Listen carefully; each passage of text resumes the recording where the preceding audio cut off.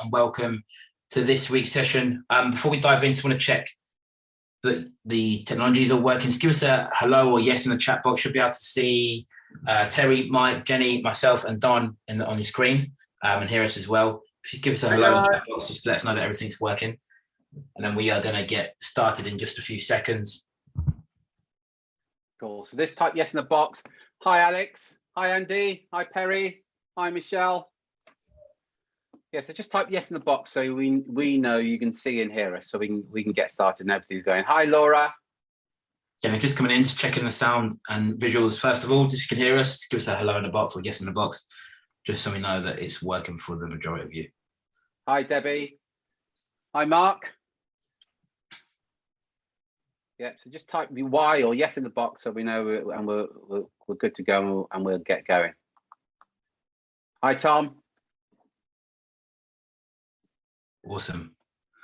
Awesome, good stuff. So let's dive in. It is Thursday, 16th of December, 2021. Terry, is the last Thursday session for the year? Yeah. Awesome. So last one for the year. For those of you who don't know, just to remind you all, the theme for this month has been breakthrough year. So what we've been doing is getting handpicking a bunch of clients who have done really well this year. They've sort of had a breakthrough year in terms of the results they've got, but also in terms of direction they've taken the business, and just giving you the opportunity to, hear what's worked for them. So I think in the first week we had Michelle and Inez. Last week we had Dan, Nick, and Jeremy, and this week we have got Mike Merritt, Jenny Valance, and Don Alexander just sharing their story, their journey, things that have worked well for them this year, things that haven't, and what they're going to do going forward. So Terry, I'll hand over to you. Excellent. So thank you very much, everybody, for joining us. We're great believers that, look, let's look at it in a way. If one recruiter, despite the pandemic, can do exceptionally well, you can argue, well, there was an element of luck there. If two can do it, you think, well, maybe the two people are lucky. The fact is, some recruiters during the pandemic really struggled, and others, their business actually grew. So what we know is if you do what successful people do, you'll kind of get what they've got. So the purpose of the last 3 weeks, where we've just interviewed owners and directors of recruitment firms from around the world, where they've just shared what they've done. You've heard from guys who are getting 30, 40 meetings a month, every single month with hiring managers. Last week, you heard from guys who've already got their Q1 sorted, and they're literally working now towards Q2 of next year. But if you go out there and read the stuff on social media, recruiters tell you there's a shortage of candidates, they can't get the fees they want, and whatever. So really the purpose of these calls, where we're talking to guys who've actually done it, is for them to share what they've done, and we encourage you to model success. We say it all the time, if you do what successful recruiters do, you'll get what they've got. And also for you new guys, ask any questions you want to ask these guys about what they've did. These you're kind of getting a moment. These are just regular guys. There are rumors that these are the likes of Mike Merritt walks on water and that sort of thing, and Jenny's an angel and Don's a genius. They're not true. They're just idle rumors. Mike's a kind of demigod here, and Mike could have been an actor. For those that know that Mike. It was a toss-up between Mike Merrick and Michael Caine for some of the roles that came up many years ago, but we'll talk about that some other time. But look, without further ado, let's get into it. So what I'm going to do, I'm going to ask each of them the same question. As I ask the questions, if you've got any questions, just raise your hand in the chat box, or ask the question in the chat box, and we'll come to you if that's okay with you.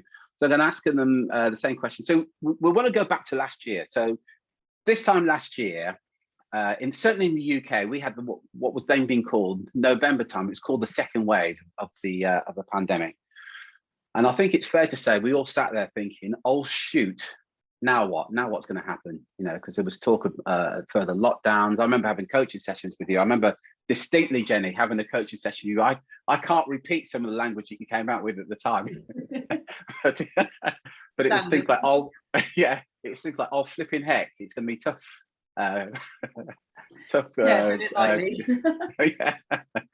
Going forward. But what's interesting is that, you know, you guys did stuff. So what I want to do first of all is check in as to where you were last year. It's the same question as to where were you last year, and how were you feeling, and how did things look this time last year? I'll start with Mike, then go to Jenny, and then Don. I think at the end of last year, if I go back before the end of last year, if I go back to March 2020, when the world starts going into lockdown, I had a coaching call with Terry, and I'd said, what the fuck am I supposed to do now? I said, to go and furlough myself for the next 6 weeks, 6 months, however long it was going to be. And he said, no. He said, just continue doing what you're doing. And I did question it at the time. But I did what I was told to do, basically because I didn't know any better. And between March and September last year, the amount of activity that I put in was probably 40% higher than where I'd been the previous year. Our marketing budget increased by 30%. And I was getting to the end of September thinking, shit, is this working? Because I'm putting all of this activity in, I'm speaking to people day in, day out. And we had a couple of little bits and pieces coming out throughout the year. And as it came at the end of September, I'm thinking, crikey, Christmas is coming. And then in October, it was like the floodgates opened. We picked up 4 projects between end of September and beginning and December last year. So the end of last year, although I guess the first 9 months of last year were pretty dire, the last 3 months of last year were phenomenal and really built the platform for me to take the business forward this year. And if I look at where I finished last year, December, the calendar year to December 2020, I was 50% down on my turnover from the previous year.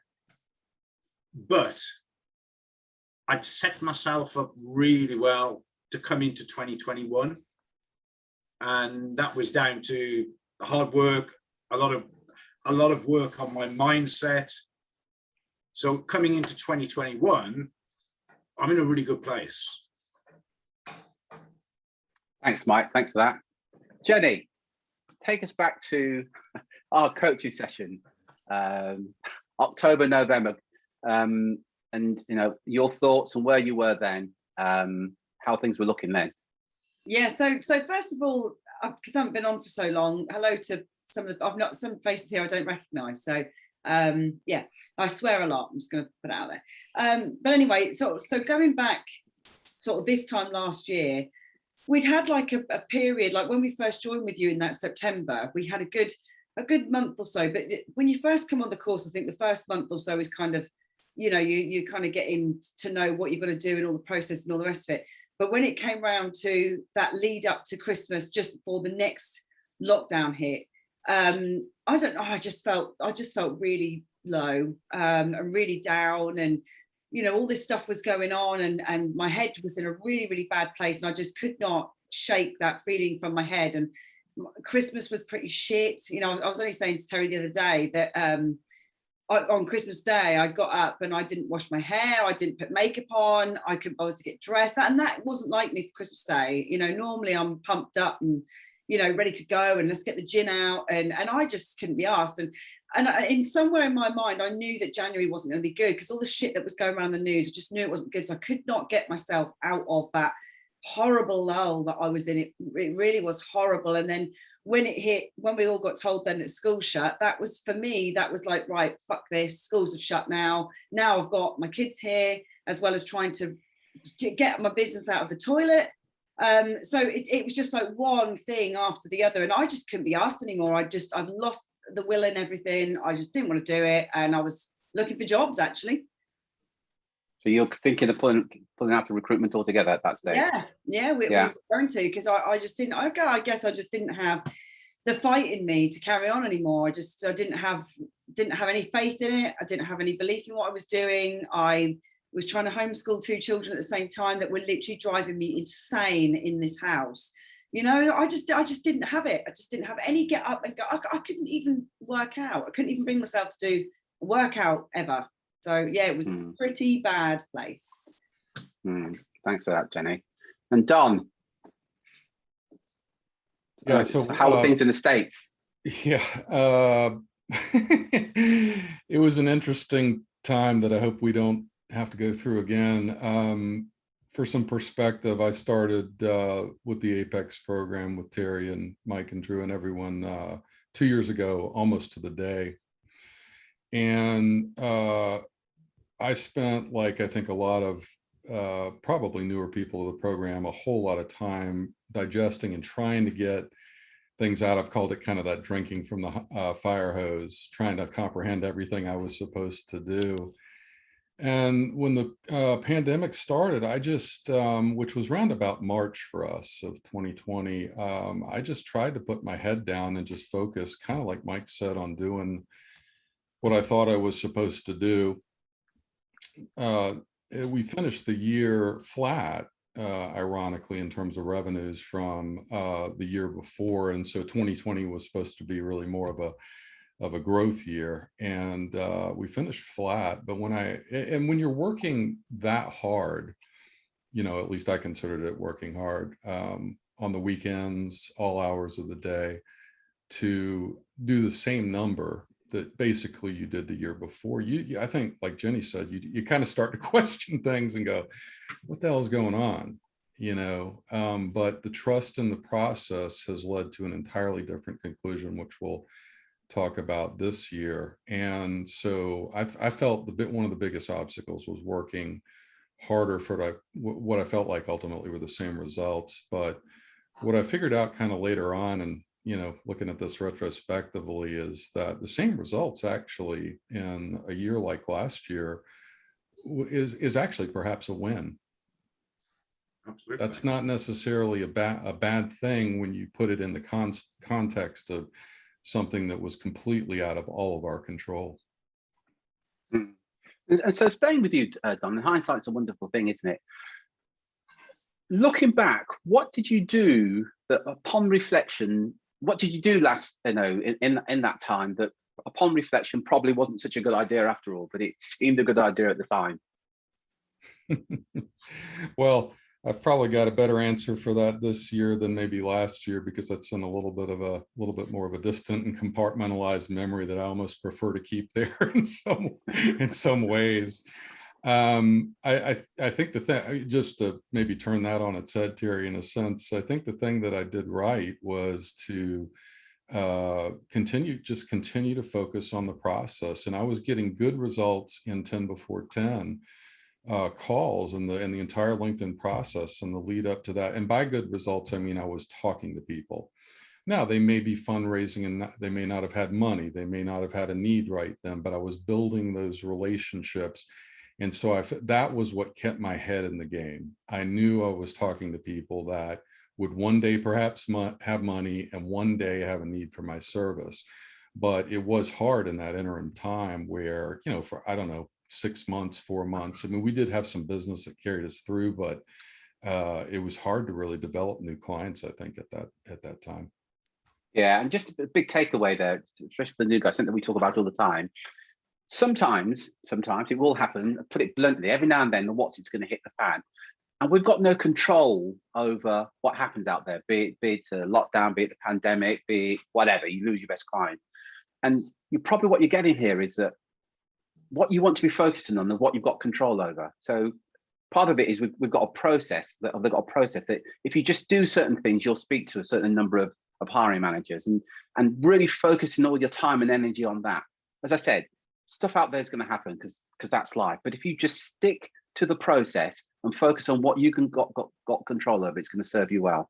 Thanks for that, Don. I'll come to you next, Mike, and then you, Jenny, for your thoughts.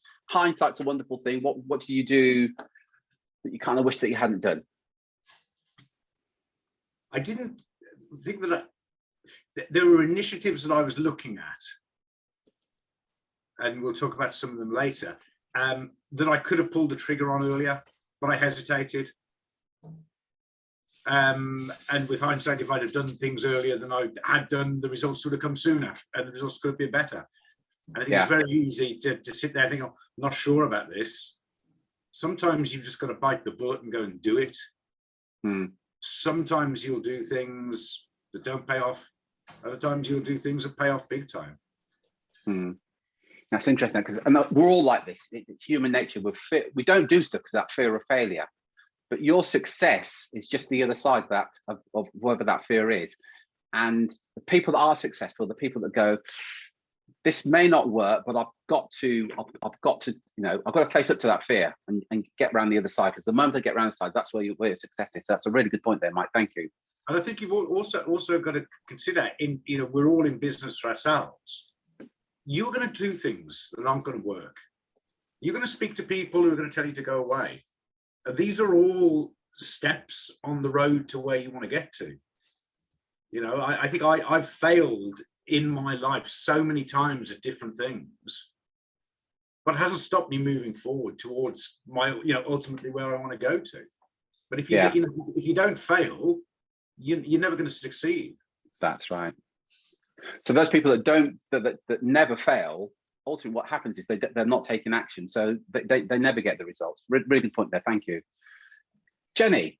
Hindsight being a wonderful thing. You shared a story with me, and I don't know if you remember it, but yeah, share with me what you did, and I'll remind you something you shared with me as well that you did at the time that perhaps wasn't a good idea. What was that? When you sent out an email offering a discounted. Oh, well, that's where I was going to go. I was going to sort of just start off by saying, fail quickly, because that's one of the mistakes that I used to make. Was I would have a failure and I would cry about it and moan about it and bitch about it and blame someone else, and it would go on and on and on, and before you know it, you've got in such a negative headspace, it's hard to get back out. But if you fail quickly and think, right, fuck it, it's done now, move on from it. But yeah, we got so desperate at one point that we sent out these emails basically saying, and he's not here, so I can say it, this was his idea. This wasn't my business. Poor old Greg. He went to for the call, don't flag me off. So it was his idea to do this. But and I did say, I went, you really are cheapening us. But we sent out this email and it basically said that we would do packages.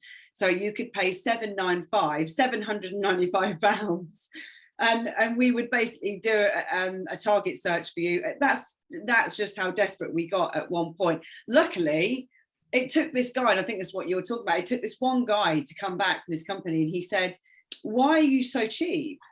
And I just said, well, because we want to sort of look different to other recruiters and blah, blah, blah. And he said, you would have engaged me if you'd have been like, we charge 15, 20%. He said, the fact that you've gone so low just makes me not want to use you. I was like, right. So I went and picked the kids up from school, and I thought about it all the way there. I thought, he has got such a point. What am I doing? And it was literally that like eureka moment where I just sat there and thought, I'm going to fuck up if I don't change something now, which is why we joined the course with Terry, because I got in and I was like, something has to fucking change, and it has to change now. Otherwise we're going to sink. And that was it. And many recruiters, if you talk to them about the fees that they charge, they will say one of two things. This is what the market will pay.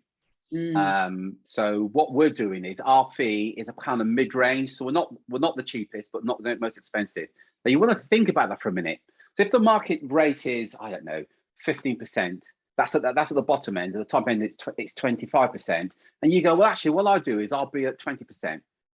Where's the competitive advantage? Because it's a race down to the bottom.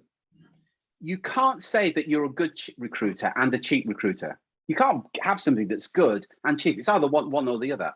And this perception that the hiring manager buys on price and price alone is BS. Whatever fee you're getting right now is just a reflection of your own personal self-worth. So there's some recruiters in here that charge 33%. Why? Because they say that they're worth it. But it's all about what's going on here. So for the new guys, you're probably thinking, I thought I was going to get some marketing ninja techniques. I hope you're becoming aware that most of your success in this program comes from your thinking, because that's where you're with the right thinking, you're going to take action. With the right beliefs, you're going to take action. You take action, you get results. But if you believe, as an example, well, my clients buy on price alone and I'll never get a retainer and I only can work on contingent, and you behave accordingly, guess what happens? So So I hope you're getting that message. Over to you, Drew.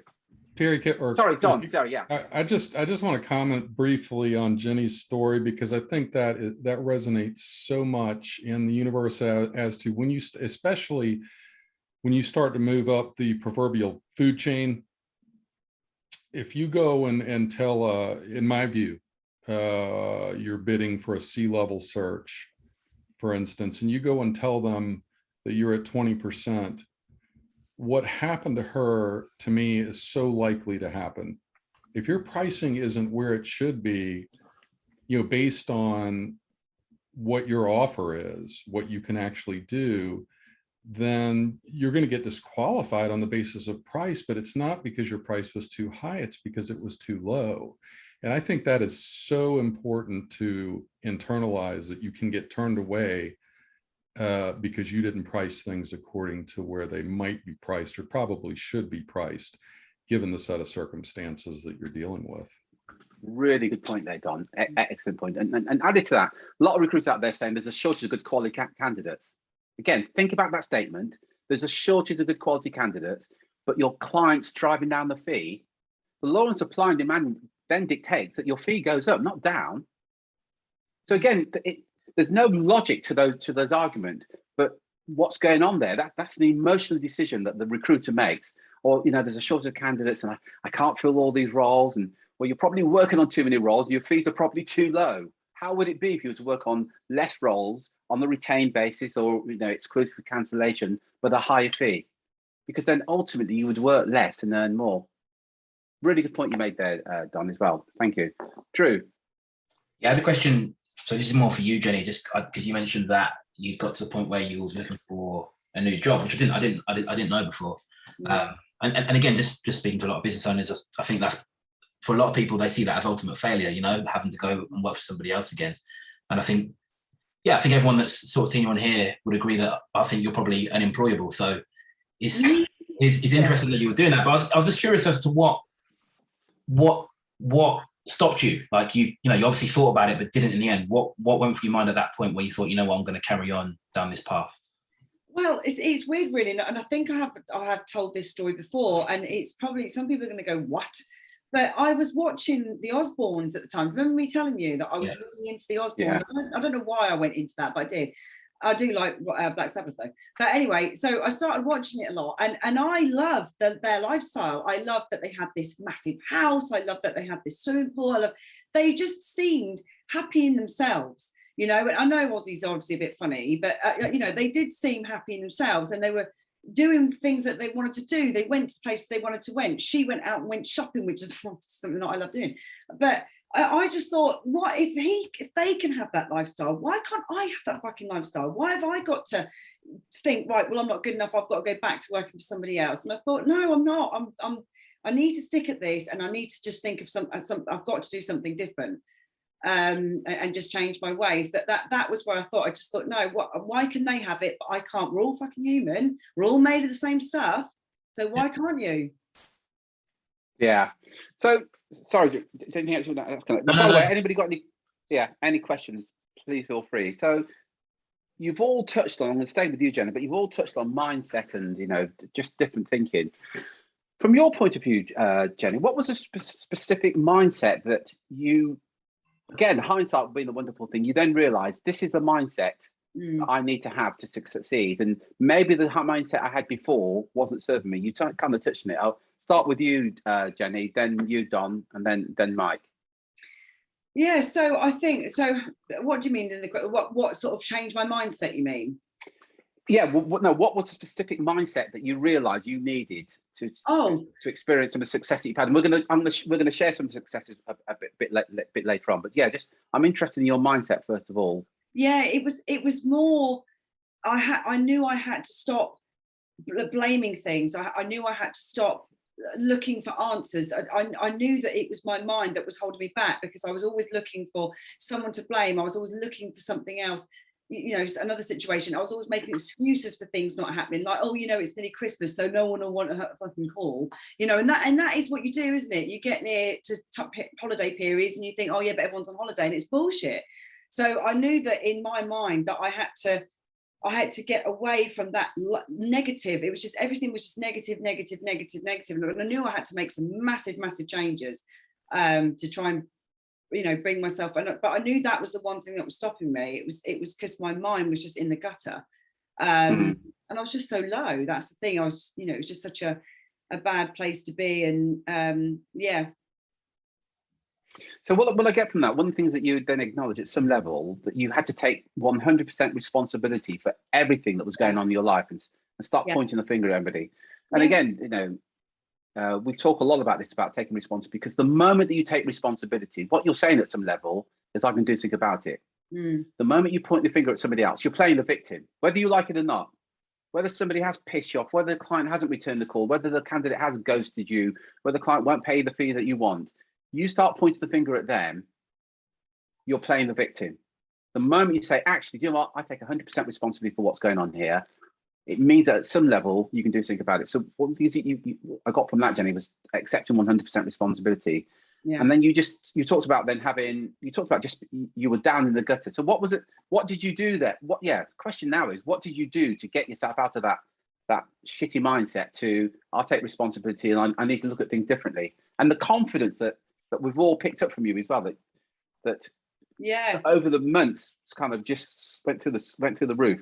Well, that's it. And I think that the eureka moment for me was, I bought that book, The Morning Miracle. So a mistake I made as well was I stopped coming on the calls for a bit, which was one of the biggest things I shouldn't have done, because that was, I'll go on to the calls later, but that was the thing that used to start to pick me up. But I bought that Miracle Morning, and I realized that in my life, for me to achieve what I wanted to achieve and get in the right mindset, I needed to have a routine. I needed to have structure. I needed to have a way in which I did things throughout the day. And when I read that Morning Miracle, that is such, I know I've talked about this book before, but honestly, for me, that book was a game changer, because I structured my morning from 6 o'clock in the morning right up until the kids got up, and then I started to get the kids ready for school and all the rest of it. But I knew that I had set things to do in the morning. I had to do them in that order. And do you know what? By 8 o'clock, I felt amazing. And I thought, yep, I'm ready to crack on with the day. I've already got loads of stuff done. My mind's in a fantastic place.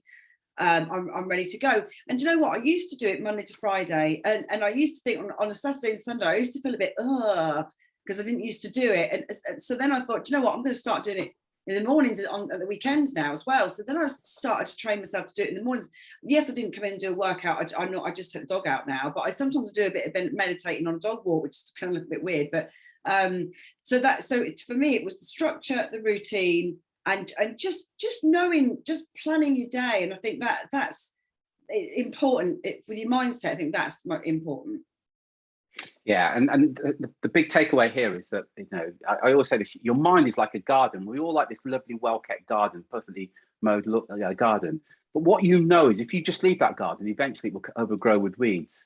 And your mind is exactly the same. And one of the things that we encourage you to do, what Jenny's giving you a demonstration of consciously working on your mindset first thing in the morning. And you know, that's one of the ways of doing it is using Hal Elrod's Morning Miracle, and numerous other ways. We call it the morning formula, but consciously set out that intention, right? This is what I'm going to achieve today, and these are things that are going to set me up right for the day. Perfect example there, Jenny. Thank you very much. I want to come to you next, Don, in terms of, share with me, same question for you, Don. Yeah, I've learned so much with the number of audiobooks, similar to Jenny. I've read The Morning Miracle, or listened to it anyway, and several of these now, and that have been recommended by the group. So I think I would start with feeding your mind, and feeding your mind good material. It starts with Brian Tracy. You know, there are a number of other audiobooks that are recommended. If you're not taking, in my view, at least 30 minutes a day to feed your mind with great material that you can learn something from, that you can get charged about, that helps raise you in the morning. Personally, I think you're making a big mistake. I do it every day. I actually missed one day this week. Shame on me. But I'm at about, on my goals this year, about 99% on that number. And I just think that's so important. I think we've touched on this as well, and that is the morning formula and executing that. You know, what do you want your life to be like? What is your vision? What are your business goals? And the meditation aspects we've touched on. And I think a big part of this is thinking about how you're going to execute whatever project it is that you're working on. And I know we've got a lot of different material that we can execute against. So you need to spend a little time figuring out what to execute against. But at the end of the day, there's a lot to be said for the Nike slogan, just doing it.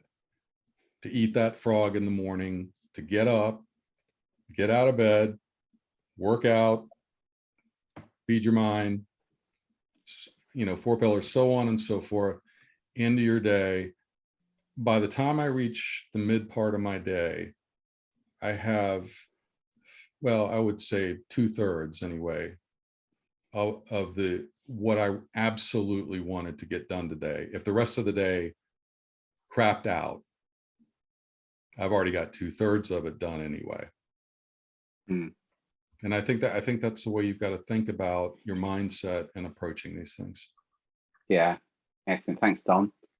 Mike, I'm going to just very quickly, I'm going to ask Mike the same question. I'm going to come around the room. So just to give you the heads up, Michelle, I'm going to come to you. The question I'm going to ask, you know, is just your thoughts, feedback, observations so far. So I'm going to come to Michelle, Debbie Caswell, and Perry, just for your thoughts, feedbacks after we've got some response from Mike. I think morning routine is critical to me, and it's something that I've adopted, developed, slightly tweaked to suit me. And I think getting up first thing in the morning sometimes is tough, but you do it on a frequent enough basis, it becomes easier. And the great thing about getting up really early in the morning, there's no other fucker around. I've got 2 hours to myself, Mike time. No kids, no one's there. It's great. But I think so that's benchmark, bottom line, what you need to be doing. I think echoing what Don said is constantly feeding in the good stuff. You know, the Monday momentum stuff that we do is a great start to the week.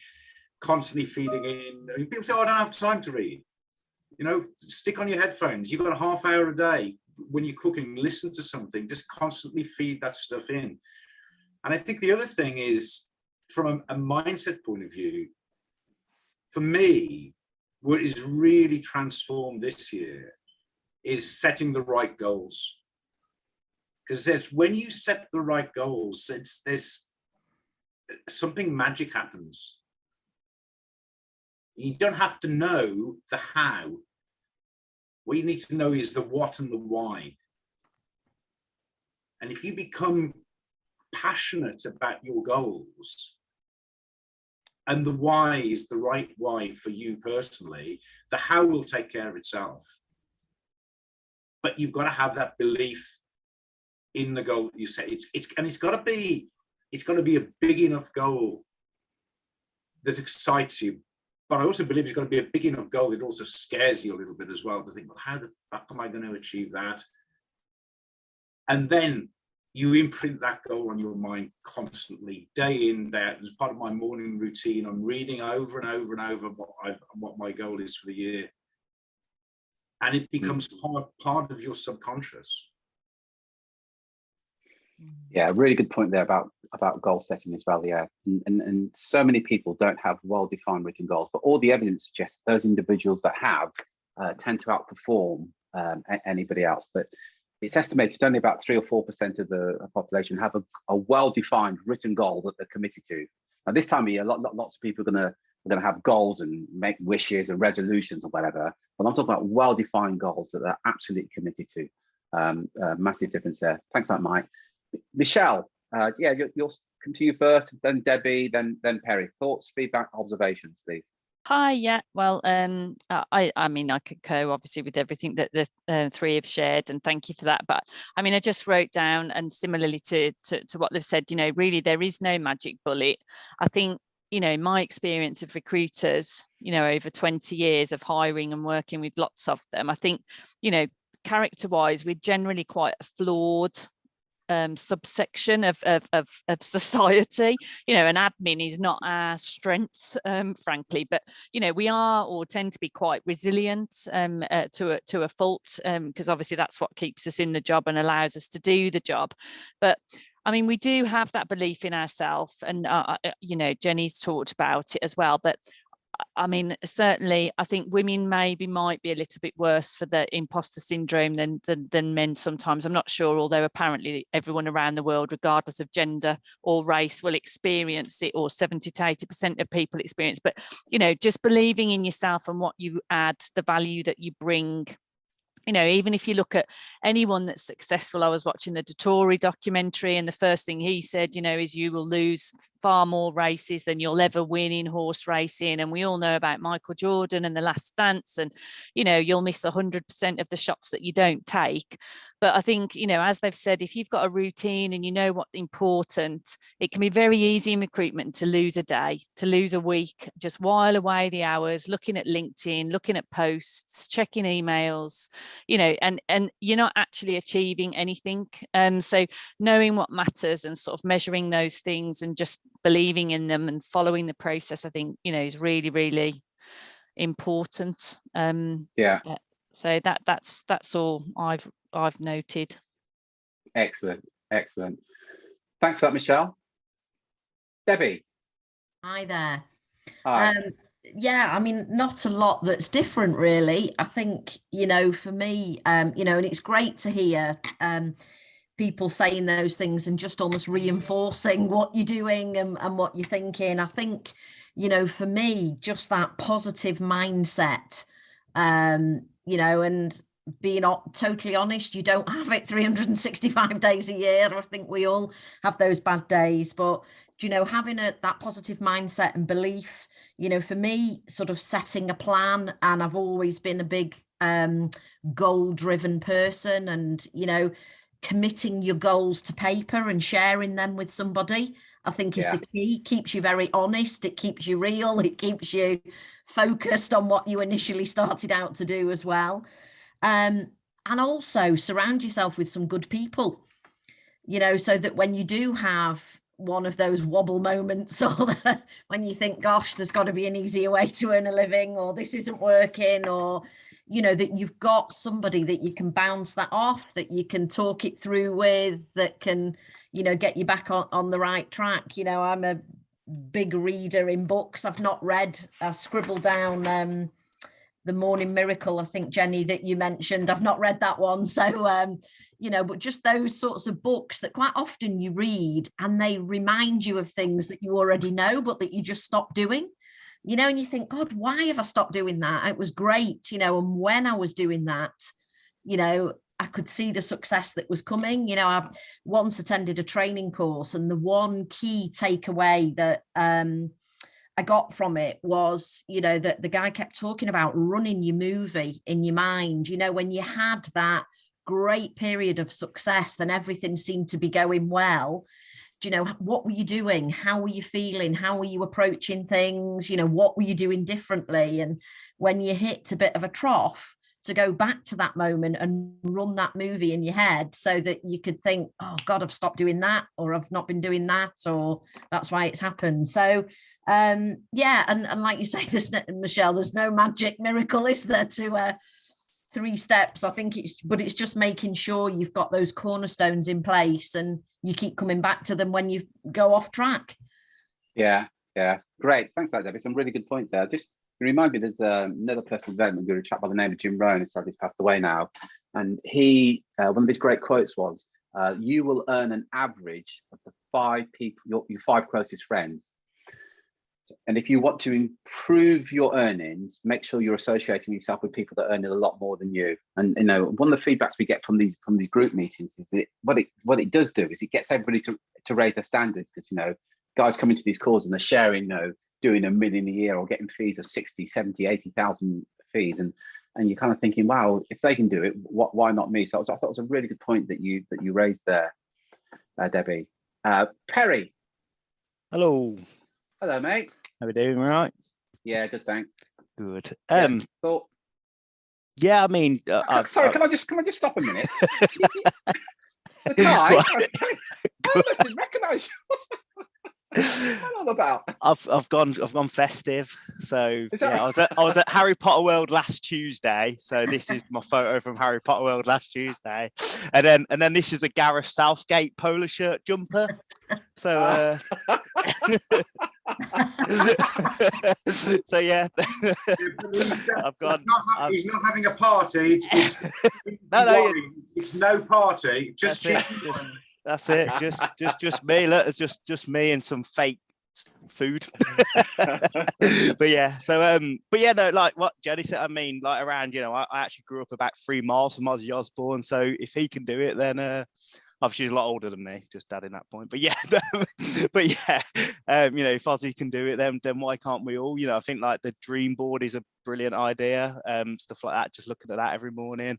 I actually need to print it off and bring it into the office because I've got it up the wall at my home office, but not in the actual office. And I think it is key to look at things like that. I've got silly things on there like house extensions and stuff, which I know are millions of miles away, but if you don't have a longer term objective or aim, then obviously you're not going to get there. And I've got smaller things, like I've got a second child due in March. I've got stuff on there for that and stuff. So I've got your shorter term and longer term aims, and I think it is all about that mindset.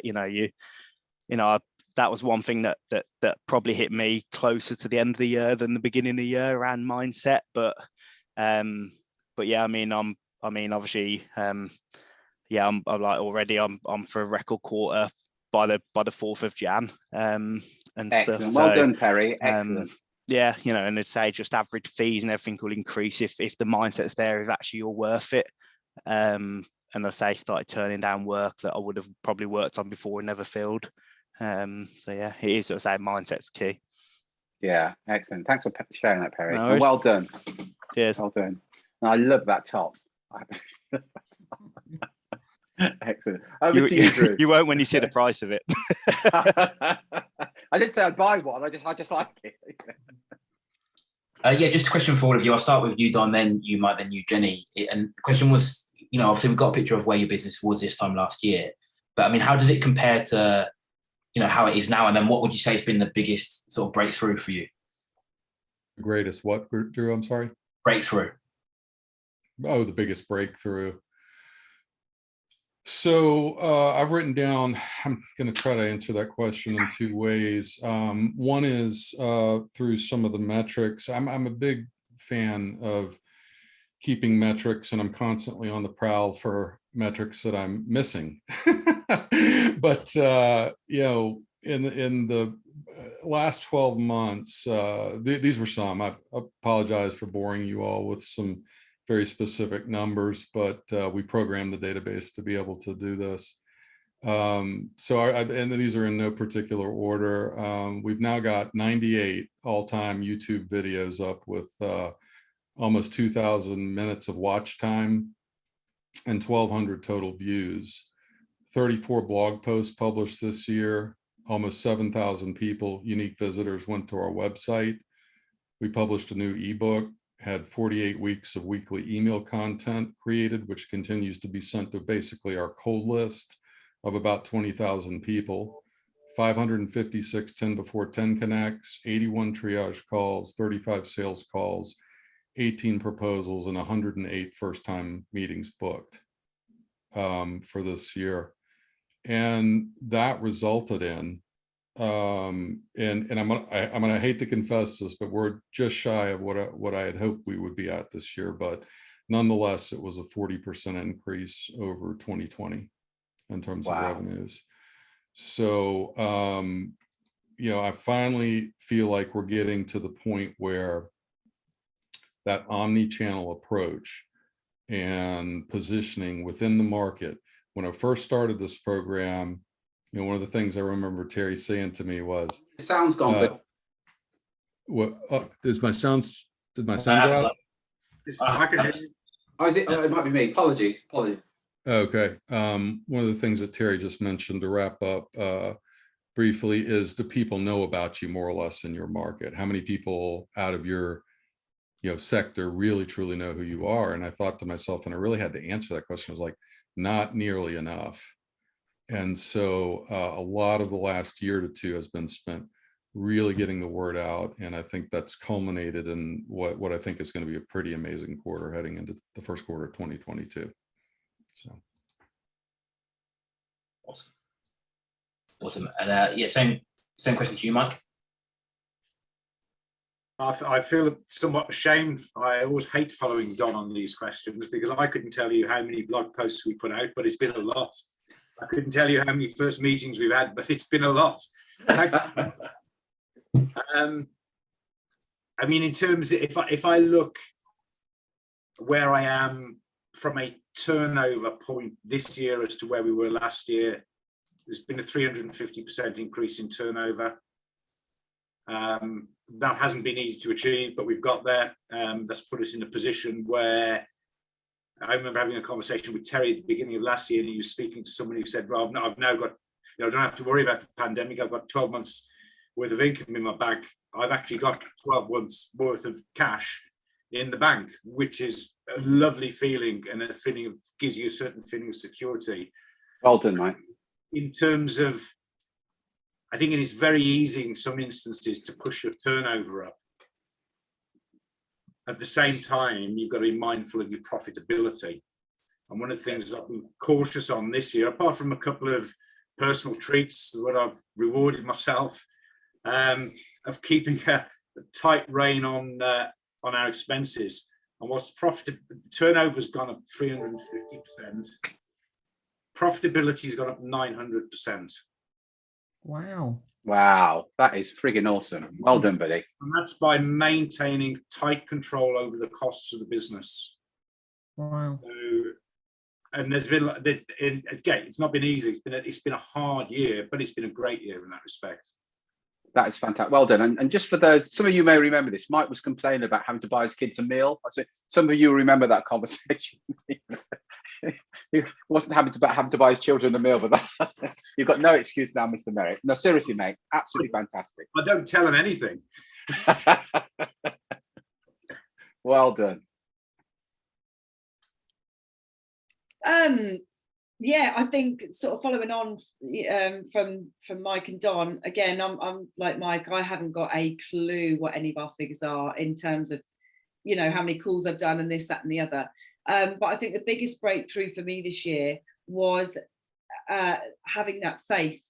It was having faith in, and actually starting to learn to respect what I do and see the value in what I do. And yes, I am worth that fee. And yes, I do deserve to have a retainer paid up front. And I think because of that, I think my standards have shot right up to the point of now that I'm quite picky with who I even work with now in terms of what they do. So it's not even in terms of the fee they're willing to pay, or if they pay retainer or not. It's even like, I've even got to the point where I'm like, well, do I like the company? Do I like the person that I'll be dealing with on the phone every day? It's kind of, I'm quite picky with who I work with now. And it's got to a point now as well that if they try and knock me down on percentage, that I say, absolutely not. It's, and I think that was the biggest breakthrough for me. It was more realizing what I'm worth and that I'm actually really good at what I do. And that's why I thought, well, I'm going to go all out and I'm going to go mad. If you don't want to work with me, you don't have to work with me. But I also think as well that when you do that and you do start to see the pot building up, your frequency changes anyway. Your frequency goes higher anyway. And when your frequency is higher, you will naturally draw in more anyway. Yeah. Yeah, 100%. And some really interesting points I just want to recap on. One thing, if you're meeting Don for the first time, Don's a great believer in knowing your numbers, and we're great believers in that, by the way. It's because the moment you know your numbers, see, Don's got his numbers there in terms of his activity. If Don wanted to double his revenue next year, he's got some idea what he needs to do. We interviewed Dan, was it last week or the week before, and he shared something. So I think he spends 25 minutes a day, every day, starting the chat to get 2 meetings a day, every day with interested hiring managers. But knowing those numbers means that you're in control of your destination rather than the other way around. Jenny talked there about respect and about raising your own personal standards.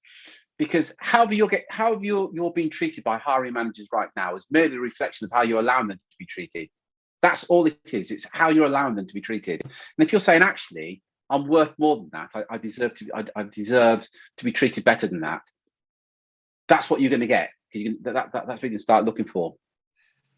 Mike talked about turnover up 350% this year, profit up by 900%. Just let that sink in for a minute, and what that would mean to you if you're getting those kind of numbers. Again, though, to do that, it is about making that conscious decision. This is what we need to do to get to where we want to get to. And if you haven't got that destination, how will you know when you get there? But yeah, thank you ever so much for sharing that. Back to you, Drew. Thank you. And yeah, Jenny, we'll stick with you. Like, again, looking back over the last 12 months, what's like the big thing you've learned about yourself? Oof, lots of things, really. So I think the biggest things I've learned about myself is my capability.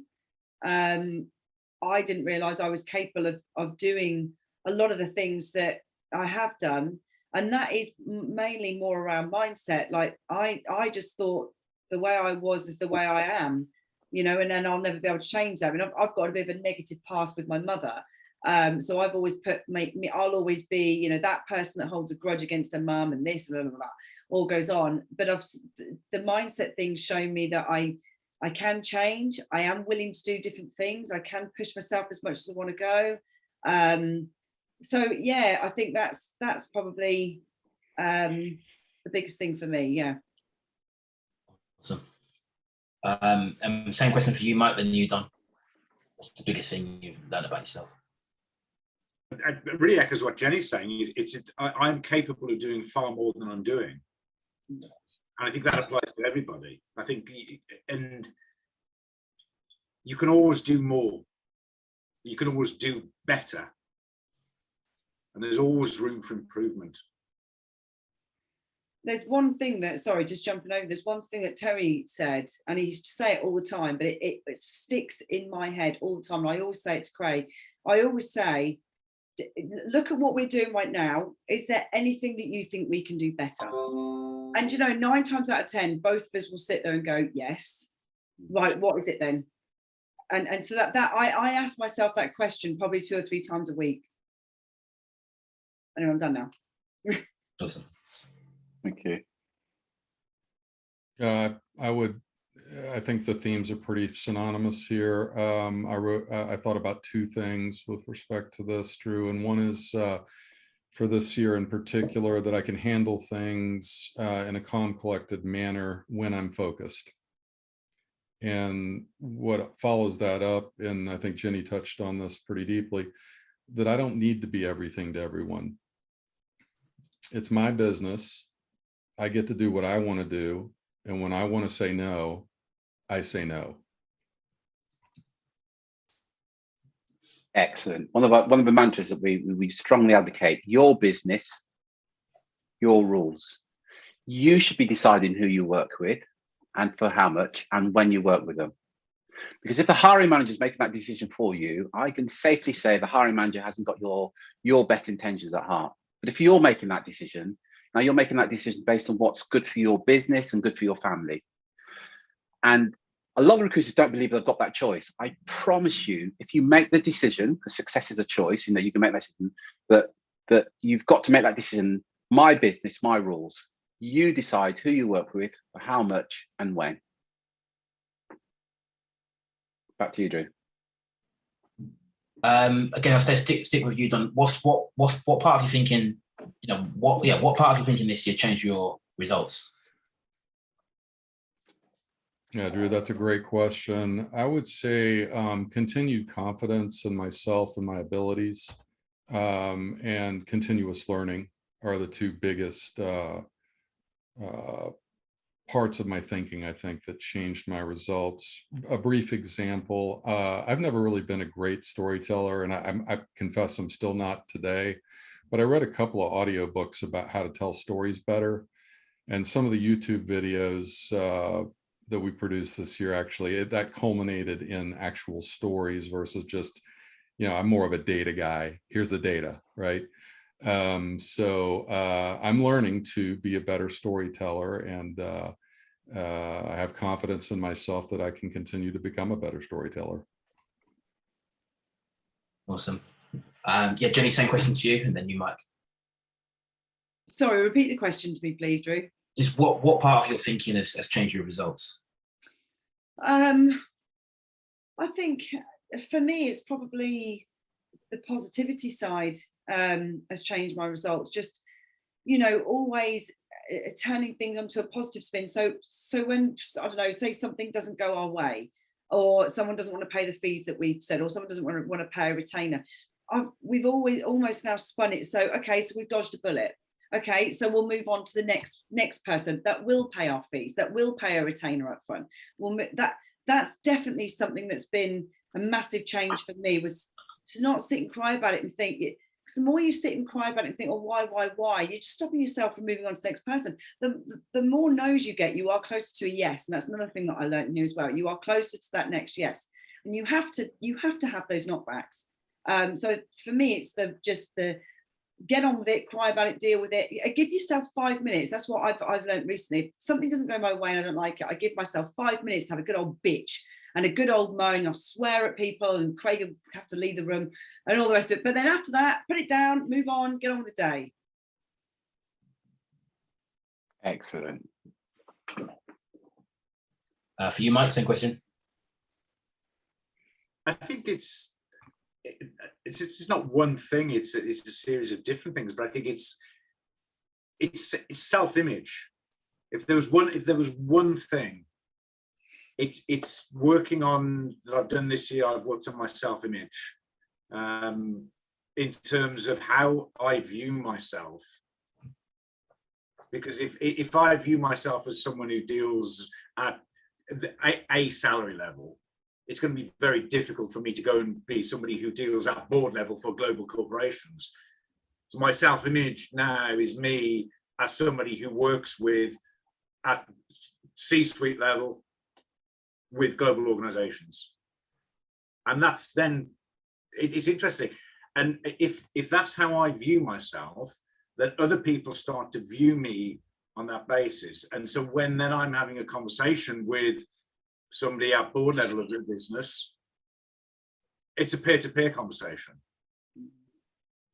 And I think I've done a lot of work on self-image. And it's something that I think you don't just do it and then stop.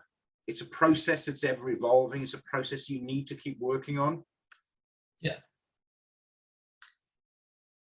Yeah, you will always perform to your own identity. So if your identity is you can't get higher fees, you can't get retainers, and you know you can only work with shitty clients who don't value and respect you, guess what's going to happen? But by the same token, if your identity is you only work on retained basis, you only get higher fees, and you only work with clients who value and respect you, that's what you're going to get. We will all perform to our identity. And Mike, just sticking with you, what's been yeah, you sort of explained like the bigger thing in your thinking, the change in your biggest breakthrough. So the 300% revenue, 900% profit. What's been what has been responsible for that in terms of an activity or set of activities that you've done? I think there's again this year we just stepped everything up in terms of activity across every front. The only thing we haven't been able to increase this year is the number of LinkedIn invitations are going out because they've stopped, they've cut it down to 100 per week or whatever it is. More chat goes out. I think the one thing for me that's made a difference in my business this year is, and it was a bit of a leap of faith, was starting to build within my business a private equity practice, private equity venture capital practice. That again it's growing rapidly, and I think that's, the sector in which I work, there's a huge amount of inward investment coming into the food sector. It's buoyant. That will continue for the next 5 years if everything you read is true, and I'm just riding on the back of that wave at the moment, and really positioning myself with the investors as an expert in this field, and that resonates really well with them.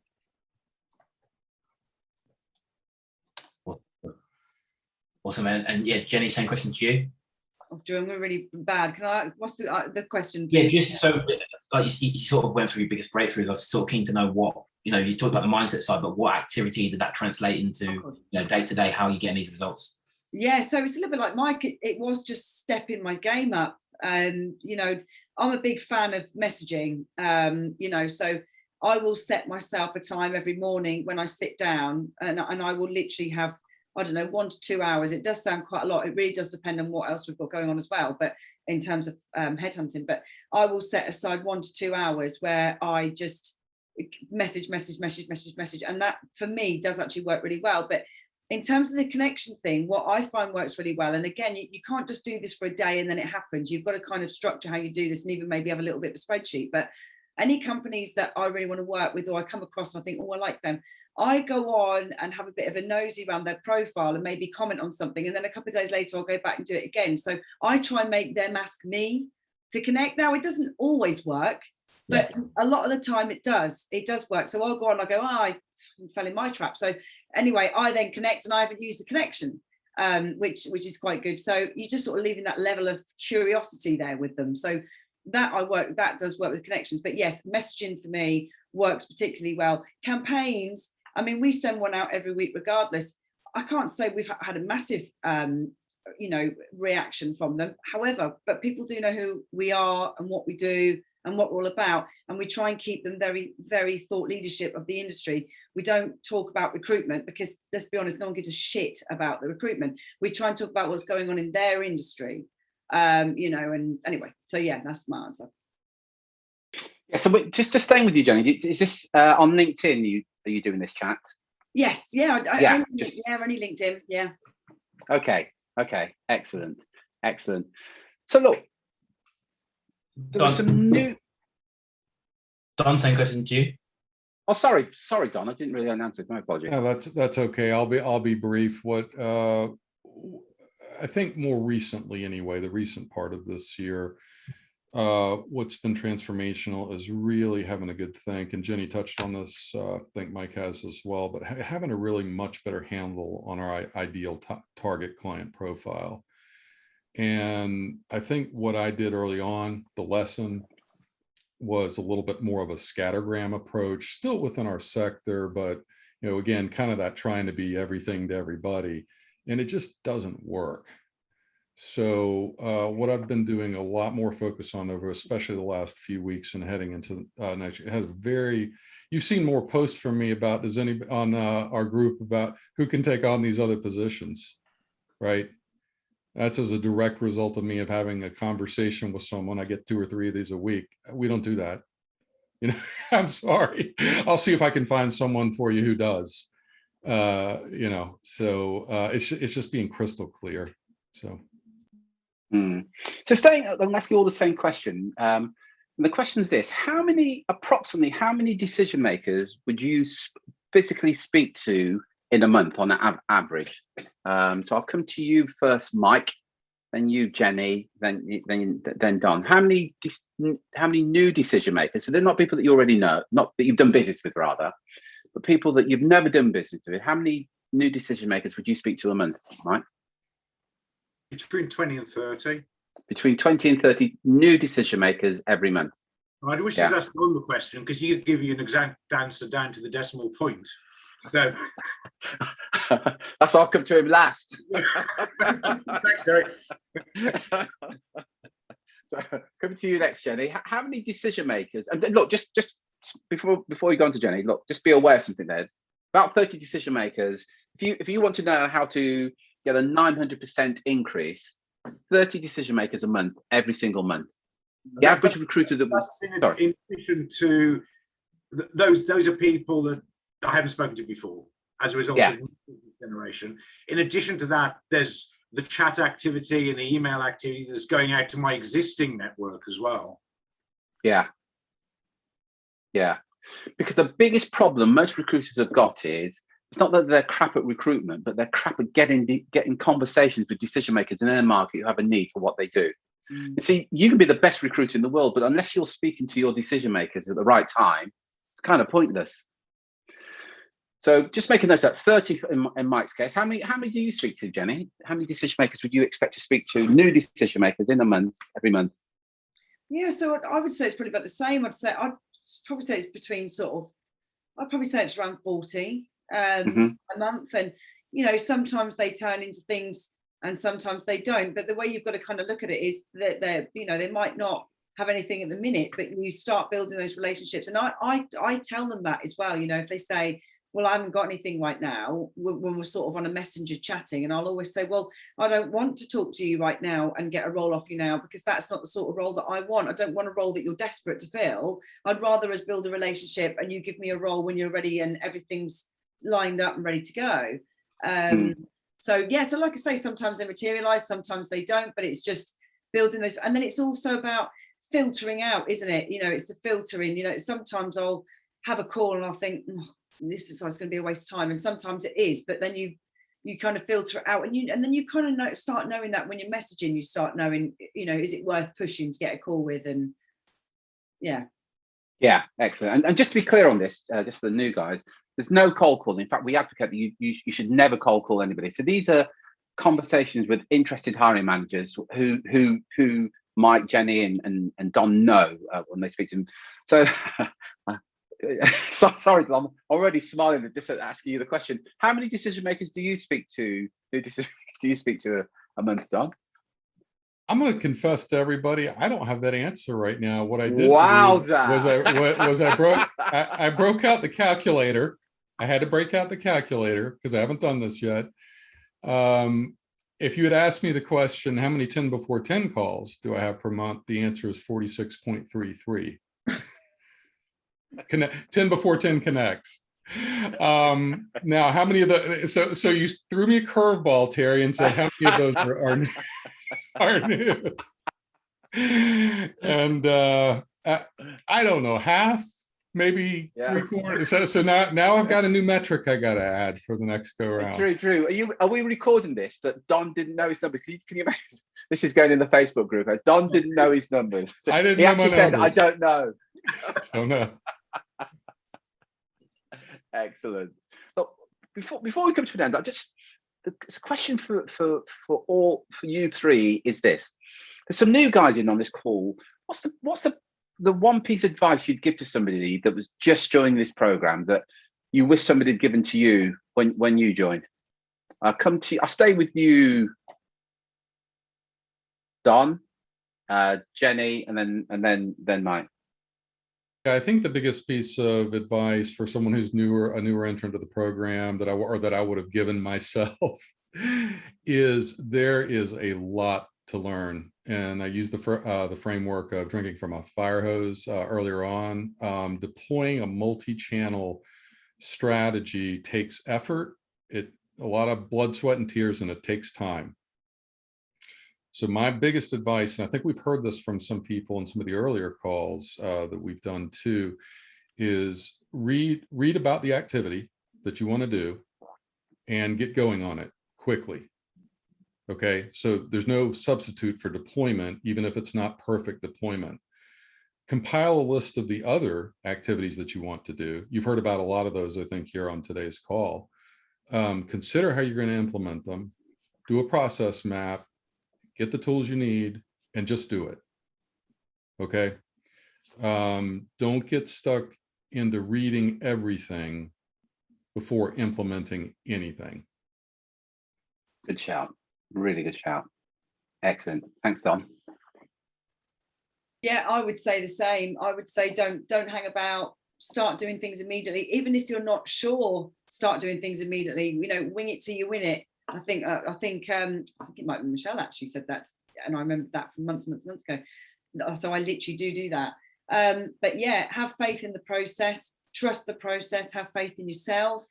That I would take away from this about, and don't miss the calls, which is some mistake that I did sometimes, because those calls can literally flip your mood like that. I mean, literally can flip your mood. And every call you will take away something. Every call you will get a tip, or you'll You know, I mean, I used to sit, I've even done it a little bit today. I used to sit here on the calls and I would make notes constantly of phrases that people have used, messages, the different things that people have done. You know, really lean on it, really lean on everybody and their advice and what they're doing. And like I say, trust it and put it into place. Yeah, and fair enough. My last question was, you know, the benefit of the group calls. You've kind of touched on that. Yeah. So I'm going to come back to Don on that one. But before I do, let me just go to Mike. What's the feedback you'd give to someone that's just joined the program, knowing what you know, the wish you wish that you knew when you joined? I think there is a well-defined plan and structure there. And you know, if you're new to this, you need to follow that. But taking Don's comment on board, start doing something. And I think at the beginning of this journey, what will make you incredibly successful is taking massive, massive action. Because if you're going to grow your recruitment business, you can look at it a bit like a plane taking off. Where does a plane use all of its energy? It uses all of its energy going down the runway, getting vertical until it gets to a certain height, then the pilot leaves off the throttle. You need to get to that height before you ease off the throttle. And so you need to start doing things and putting in a lot of effort and activity. Exactly what Dan was saying when he was on the other week, just in terms of his activity, in terms of sending out those chat messages, it's massive. But look at the results he's getting. He's doing one thing and he's doing a lot of it, and he's doing a lot of it on a consistent and regular basis. Yeah, so consistency is another good one. Yeah, excellent. So staying with you, Mike, we have these group coaching calls 4 times a week. From your point of view, what's been the biggest, Jenny, I'm going to come back to you again, Jenny, but what's been some of the biggest benefits of these group calls for you? I'll come to you next, Don, and then you, Jenny. So the biggest benefits of the group coaching calls. I think there's numerous benefits. I think firstly, this is, and not so much the Thursday sessions, but the Friday afternoon sessions. This is an open forum. Everybody's in the same boat, and I've seen people. And I put Jenny into this category, and I'm going to talk about you now, Jenny, who were at a wit's end this time last year, and look at the difference in Jenny now. And a lot of this is about surrounding yourself by like-minded people who are supportive, who are there, and it's an open forum. You can share challenges and problems. You can share your goals, what you're trying to do, and you're never going to be judged. Whereas if you can go and talk to you can talk to your spouse, your partner, your best friend down the pub, and you say, I'm trying to do this. You say, what the fuck are you doing that for? That's stupid. You talk to people in this group, and there's that support network there. And to me, that's absolutely essential to growing your business, is having the right people around you. Yeah. Yeah, good point. Don, what would you add to that? Yeah, I'm afraid Mike and Jenny have already stole all my thunder on the answer to that one, Terry, or most all of it. But you know, I think to summarize it, that others are willing to share experiences and help where possible. That we're all going through a different journey and are at different stages, but we all share many of the same struggles. Another one is that we're most often limited by our own beliefs. And I think the final one for me, and a very big one, is that I don't think I've been on one of these calls that I can recount anywhere where I didn't learn something new that I could go out oftentimes and deploy.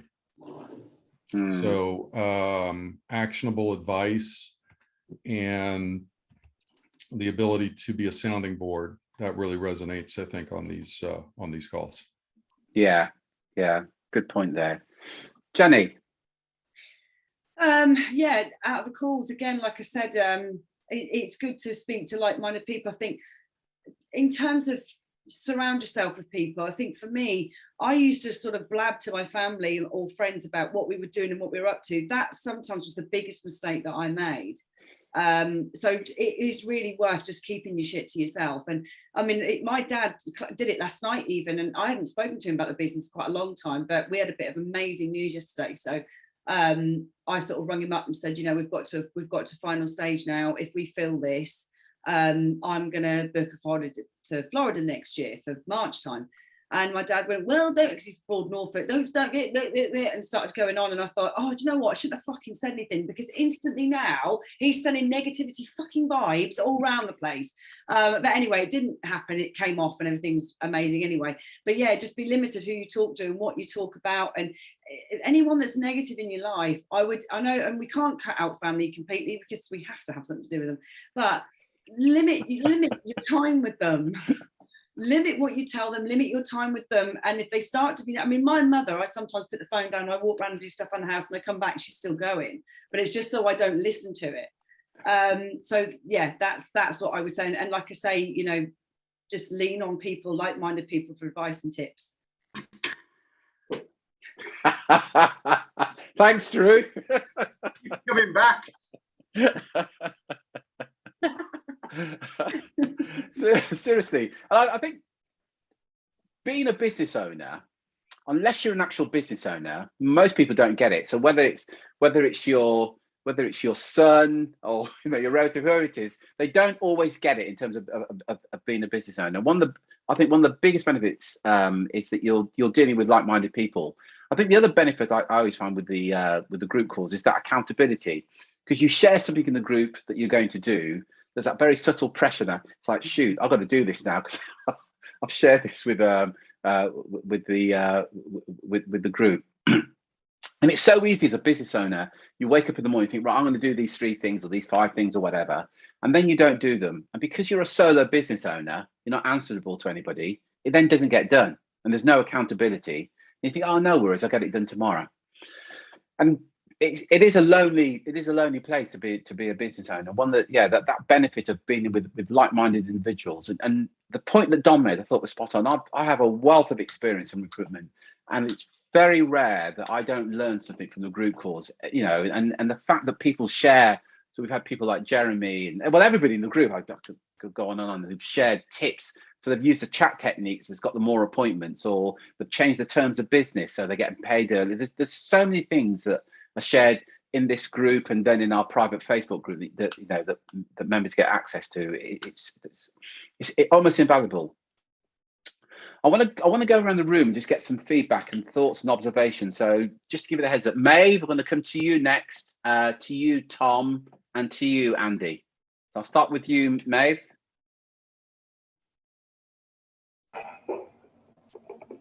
Hi, I don't know, can you hear me okay? Yeah, I can hear you perfectly, yeah. How are you, Maeve? Great. I'm all right, Good stuff. Hobbling around, but all right.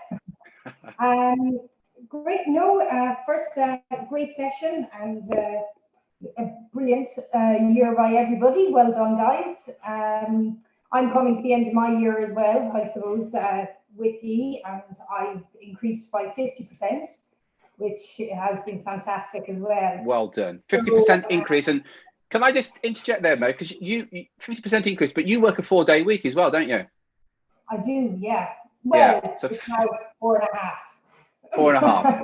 4-day week, 50%. Yeah, increase. yeah. I come well in and done. do my chats on a Friday morning, but just with the kids, and that's always what I wanted, was a work-life balance. So yeah, so I have increased it, and probably the biggest thing I got was consistency, and that I have a very well-defined way. When I come in at 9, that I know exactly what I'm doing for the day. So the morning is development, the afternoon is headhunting. So I have to do a certain amount of chats a day, I have to do a certain amount of this a day, and I suppose that I'm really seeing the rewards to that now at the end of this year. Like already the first quarter of next year is probably taken care of, and I'll be building for the next one. So yeah, well so done, it's all about consistency, I think. And I definitely wasn't consistent before going on this course. So, yeah. Excellent, thank you. Brilliant. I said I was going to come to Tom next, so I just realised there's 2 Toms. So I'm going to come to you both, actually. I'm going to start with Tom Jager. You can hear me? Yeah, I can hear you. Can you hear me okay? Hi, buddy. Yeah, great. Yeah. So yeah, thoughts, feedback, observations? Yeah, it's been really good actually. Yeah, so really interesting, especially around the mindset piece as well. So yeah, I guess from a recruitment side, there's a lot of things you think about, but the mindset side probably something that I'm not really focused on recently. So I found that really interesting. Excellent. Anything else? Yeah, well, it was great to hear everyone how everyone's increased turnover and things this year. I just wondered where that's mainly come from. Has it come from more an increase of clients, or more, I guess, higher level of role or higher fees? What kind of been the main win for people? Well, I'll let them answer that actually. I'll start with you, Mike. So you've all had an increase in revenue. So I'll start with you, Mike, then you, Jenny, then you, Don. Where's most of your increase come from, Mike? New clients. I think this year we've taken on more new clients than we've ever done in any previous year.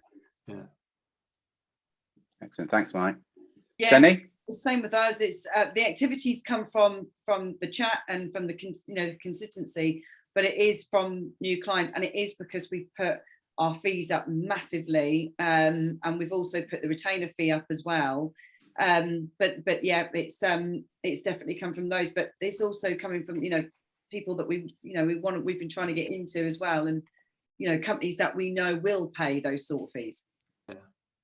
Excellent. Thanks, Jenny. Don, where's most of your new revenue come from? Increased revenue, I would say all of the above. It started with at the beginning of the year, I told myself that I wasn't going to work on anything less than 30,000. In terms of fee? Yeah. We did have, to be fair, we had some legacy stuff, but so we raised our fees by an absolute value rather than a percentage.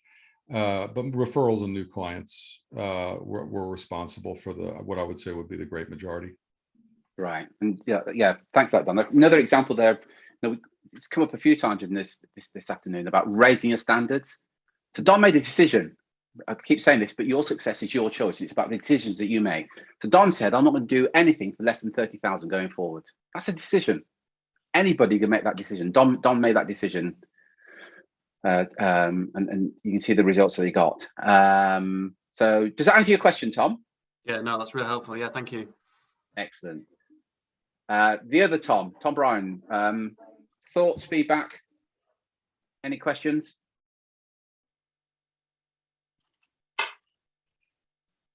Yeah, hi everyone. How's everybody Hi, going? Tom. Awesome, yeah. Good. It's an interesting one, yeah. I've obviously just listened to everybody's thoughts, views, experiences. Quite comforting to know that it is, as you say, recruitment's a roller coaster of emotions.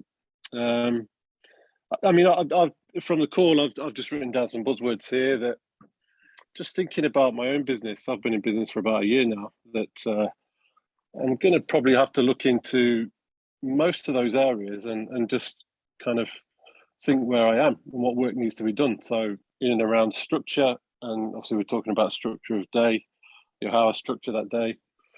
Talking about goals, I've never really set goals or really sat down and thought to myself, right, what do I want to achieve, each and every day, week, month, year. And then mindset again, looking into that, because I think there's a lot of good points that I've taken from what everybody said. Belief both in my business, and why I've set this business up, and also in my own capability and what I can do with that.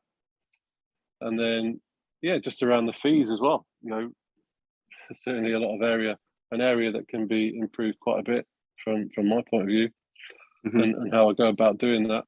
And then, I think somebody mentioned action as well, which just getting it done. Just like Mike says, just not thinking about it, not skirting around it, just get it done. I think that's the main points I take from listening in today. Yeah, I think there's some good points you've taken in there, Tom. Yeah, excellent. Thanks for that. Excellent. Laura, good afternoon. Hey, how you doing? Yeah, great, thank you. Yeah, just be interested to get your thoughts, feedback, observation. And again, got any questions for Mike, Jenny, or Dom, feel free. Yeah, like Jenny, I swear my head off a lot as well. And working with my husband now, which has been quite amusing. But I think what what has been sort of the key themes and that's come through is really the mindset, obviously, and having that positivity, and that really does impact, I guess, in not only your own presence on calls and no doubt countless Zoom calls, etc., but it really helps with the candidate side as well, I think. And I think it's probably just as important, especially given the current market, that it is, you do come across as a thought leader and obviously someone that knows what they're doing and knows their stuff in the space. Just keen also to find out and potentially ask a question: has anybody pivoted what they focus on in terms of their market in the last while, or have you kind of stuck true and just maybe raised your game eventually? I'll go to you first, Jen, then Don, then Mike on that question. Yeah, we have a couple of times actually. So we were very general at the beginning, which I think Don touched upon earlier, which was a massive mistake, because again, people just kind of lose respect in you a little bit when you're a bit general. Then we went down the creative and marketing sector, but I mean, we were okay. We're having some good things with it, but it's a bit of a weird industry, to be honest. And people in that industry do tend to be a bit. The companies tend to be a bit up their own arses. I know it sounds silly, but they are. They're the big players. And so then all of a sudden we did a bit of research and looked into this, looked into that, and now we've changed to solely digital technology. And we're kind of doing like fintech, and we're doing everything around, so martech, edtech, not so much edtech, but everything that's around technology now. So, and that is where we just sit now. But the majority of our stuff, I would say, is like marketing, but it's martech. But that's where we kind of sit, and that's where we sort of think we're quite strong at with now. Excellent, thank you. Mike? I haven't changed sector. What we have started doing is in addition to the clients that we've historically worked for, as I mentioned earlier, is looking at businesses that are private equity backed, but within my sector. And I think Terry harps on about the narrower your niche, the broader your appeal. And I think it's true. I think as a small business, you cannot be a generalist recruiter because you can't be all things to all people. If you're working in one particular niche and it's well defined, you can become a thought leader in that. You can't become a thought leader in different industries. Good point. Thank you. Thanks, Mike. Don? Yeah, I would just echo Jenny and Mike, Laura. What my focus has been on is really establishing that target client profile. And it's from where, of course, we've had successes previously, and where my belief is we'll have more successes if we replicate that effort going forward. So for example, our sector is life sciences. It's a pretty big discipline if you think about all the functions that are involved with it. We've kind of pulled back on the medical device segment because we simply haven't done as much of that kind of work. We've done a lot of work in pharmaceutics, so really focusing probably a bit more in that area now. Excellent. From your point of view, Laura, does that answer your question? Yeah, I was just interested to sort of get that background, and if that had prompted, so the coaching and everything had prompted that change, or just been a sort of organic move. Yeah, we do advocate that you have a well-defined niche. Sorry, yeah, okay, Andy, thanks for that. Yes, Mike. So I was going to say, when I started working with Terry, which is many years ago, just after the just after the Crimean War, wasn't it, Mike? It was, yeah, and they're just introducing horse and carts to the road, so that long. I was doing anything for anybody, basically prostituting myself out to anybody who paid me any money to do anything, and I was all over the place. Business was unpredictable. You'd speak to one client, you'd run a project. There was then no spin-off for the next project you pick up. But if you're working in a sector, and we've just shortlisted a role for clients in 2 weeks. And the reason we've been able to do that is because I recruited in exactly the same role 18 months ago for another client. And if you're speaking to candidates at the right level, those candidates have the potential to become clients. But that won't happen if you're all over the place. So I think the best decision that I made was to niche in terms of my business. And I've walked away, as Don's done, from other businesses outside of my sector that I could have easily picked up because it doesn't serve me any real purpose. Also on that as well, I listened to, and this is another reason why you should niche it a bit. I was listening to Bob Proctor a lot when I go on walks, and he said, you know, to sort of outwit your competitors, choose your market and really learn about it, you know. So when you're talking to clients and you're talking to people you want to do business with, actually study it, you know, put yourself out there, you know, don't just all the time wing it. Actually put yourself out there and actually learn about their industry and their sector, and they will have a lot more respect for you. Good point. That's a really good point. Excellent. Listen, that was fantastic. Don, Alexander, Jenny Valance, and Mike Merrick, thank you so much, and thank you so much for sharing your journey over the last 12 months. It's been, again, invaluable, and share some real gems there.